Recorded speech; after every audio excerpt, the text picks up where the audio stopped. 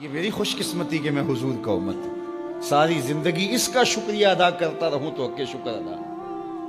ہم حضور کے امتی، نبی انتظار کرتے رہے، نبی منتظر رہے۔ حضرت خلیل اللہ کی بارگاہ میں پکار رہے ہیں، ربنا وابعث فیہم رسولا، مالک رسول بھیج دے۔ کوئی کہتا ہے لیسا بفظ ولا بغلظ، وہ ترشرو نہیں ہوگا، سخت مزاج نہیں ہوگا، ماتھے پہ شکنے لانے والا نہیں ہوگا، وہ پیار بانٹنے والا ہوگا۔ بس وہ آیا جا رہا ہے۔ حضرت عیسیٰ نے تو نام بھی بتا دیا نا، مبشرم برسول یاتی من بعد اسمہ احمد۔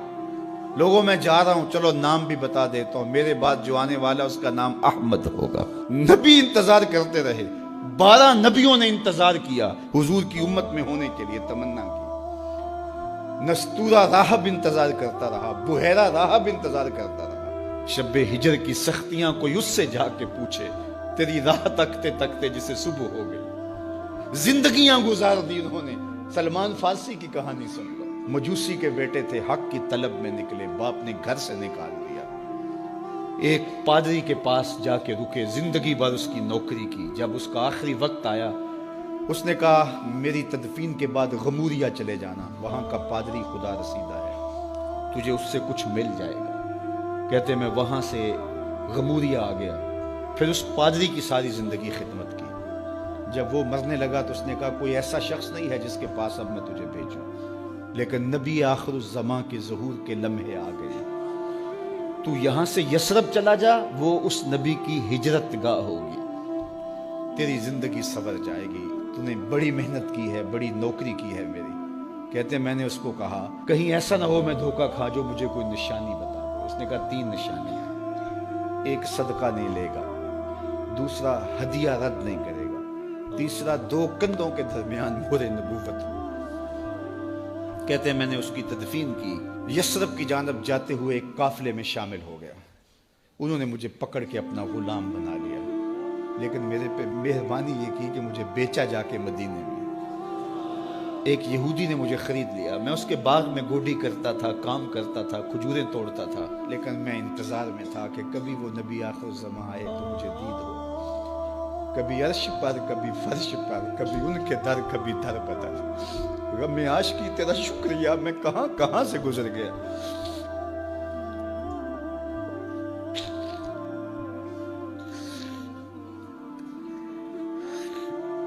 کہتے ہیں ایک دن میں اپنے باغ میں کھجوریں توڑ رہا تھا کہ ہواؤں میں مستی پیدا ہو گئی اور ہر سمت سے طلع البدر علینا کی صدائیں گونجنے لگیں۔ میں سمجھ گیا کہ وہ لمحے آ گئے، میں نے چھلانگ لگا دی اور دوڑ پڑا۔ میرے آقا نے سمجھا شاید غلام بھاگ گیا، اس نے دوڑ کے مجھے پکڑ لیا۔ میں نے اس کو کہا کہ میں نوکر تیرا ہی ہوں، لیکن دل نوکر کسی اور کا ہے، میں بھاگوں گا نہیں، مجھے جانے دے۔ میں کچھ کھجوریں لے گیا تھا صدقے کی نیت سے، جا کے حضور کو پیش کی۔ آقا کریم نے فرمایا ہم نبی صدقہ نہیں لیتے۔ کہتے ہیں نشانی ایک پوری ہو گئی۔ کہتے ہیں کہ میں کچھ دنوں کے بعد اور کھجوریں لے گیا اور میری نیت ہدیہ کی تھی، میں نے پیش کی، حضور نے قبول فرما لی۔ لیکن میں بھی کہتا تھا تیسری نشانی بھی پوری ہو لے تو پھر مانوں گا، اور وہ کیا تھی؟ 2 کندھوں کے درمیان مہر نبوت۔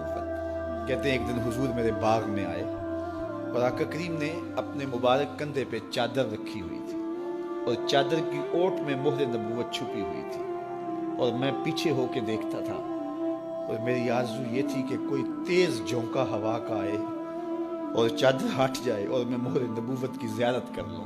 حضور میرے ارادہ قلب سے آگاہ ہوئے، فَأَلْقَى إِلَيَّ رِدَاءَهُ، حضور نے چادر اتار کے میری جانب پھینکی اور پھر ایسے رخ کر کے فرمایا انظر الی ما امرت بہ، اس پادری نے جو بتایا تھا دیکھ لے آ کے۔ تو کہا میں نے دیکھا کہ حضور کے کندھوں کے درمیان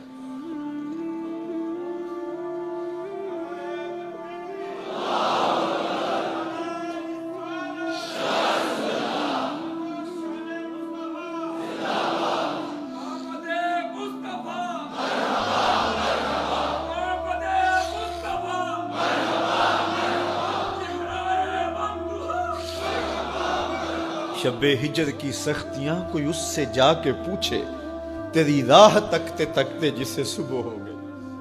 ہم نے تو کوئی انتظار نہیں کیا نا، ہم نے تو کوئی دکھ نہیں سہا، ہم سوئے تھے مقدر جاگ اٹھے. ہمارے والد مسجد سے مولوی صاحب کو بلا لائے. انہوں نے کان میں آ کے کہا مبارک ہو تو حضور کا نوکر بن کے آ رہا.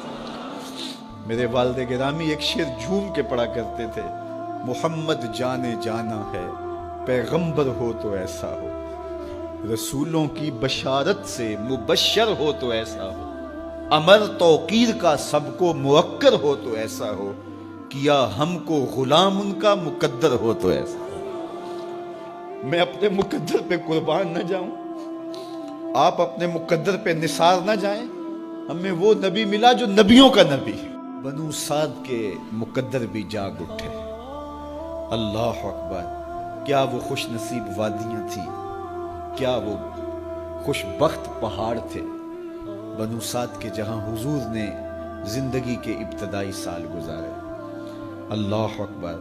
حضرت حلیمہ سعدیہ کہتی ہیں جب میں حضور کو گھر لے گئی تو میرے گھر میں روشنیاں آ گئیں. باقاعدہ عورتوں نے کہا حلیمہ تو اتنی امیر ہو گئی ہے رات کو بھی دیا نہیں بجھاتی.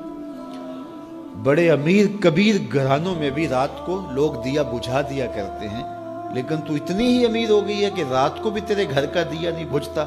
تو حلیمہ سعدیہ نے کہا آؤ میں تمہیں بتاؤں میرے گھر میں دیا کون سا روشن.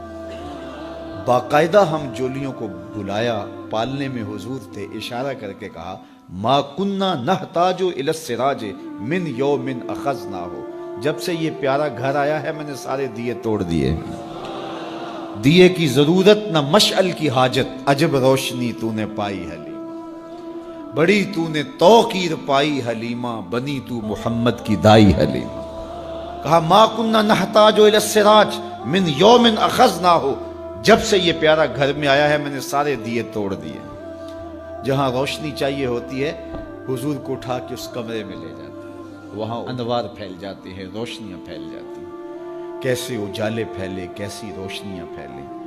حلیمہ دا چھپر کھجوری دے تھلے, حوراں وچھالے نوری مسلے, فرش تو عرش تک پہ گئی دہائی, حلیمہ نے لٹ لئی خدا دی خدائی.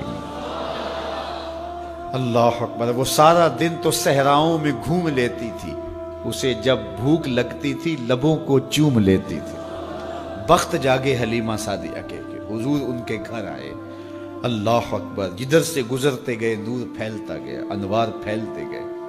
حضرت سیدہ طیبہ طاہرہ حضرت عائشہ سلام اللہ علیہا فرماتی ہیں کہ میں کچھ سی رہی تھی کہ میرے ہاتھ سے سوئی گر گئی. اب حضور کے گھر میں دیے میں جلانے کے لیے تیل بھی نہیں تھا. میں پریشان تھی, سوئی گر گئی. اتنے میں حضور تشریف لائے. حضور مسکرائے, کہتی ہے میں نے گمی ہوئی سوئی تلاش کر لی. اللہ اکبر. تو یہ روشنی تھی, یہ انوار تھے. اللہ اکبر. اذا ضحک یتلالع فی الجدر, جب حضور مسکراتے تھے سامنے والی دیواروں پہ عکس پڑتا تھا.